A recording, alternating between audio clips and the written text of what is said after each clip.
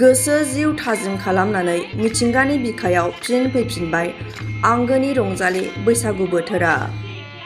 बाक्सानि मसलपुराव खाम, सिफुं, सेरजा, जथानि सोदोबजों रिंखांबाय। गोसो जिउ थाजिम खालामनानै मिथिंगानि बिखायाव फिन फैफिनबाय आंगोनि रंजालि बैसागु बोथोरा। लंथं मिथिंगाखौ दा साग्लोबनो हमदों सोमखोरा। उदां बोथोरखौ समायफ्ले होनानै बारनो हमदों खोफौ बिबार। दाउ खौवौआबो दंफां दालाइनि आन्दोआव बानानै होगासिनो दं बैसागु बोथोरनि रादाब। बैसागु माने उदां बोथोर। फागुन आरो सैथ्र दाननि बारदै सिख्लाया लंथं खालामनाय दंफाङाव गोरलै बिलाइनि सोमखोर गाबा मिथिंगाखौ लासै लासै थाजिम खालामदों।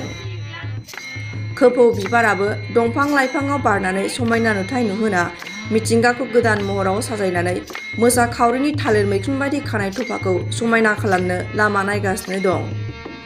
गोजोन सुदेम बारनि बिलिरनायाव मिथिंगाया गोदान जि गाननानै दा बोथोर रानिखौ बरायनो थियारि जादों।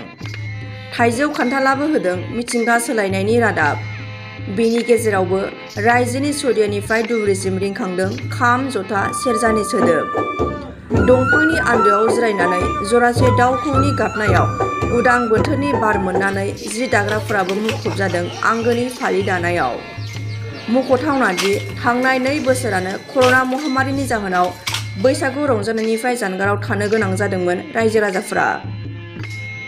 बेनि सोलायै बे बोसोराव बैसागु फालिनायनि बिथिङाव गैया जेबो सरकारनि हेंथा। बेखायनो दा गासैबो थियारिसै आंगोनि रंजालि बैसागुखौ फालिनो।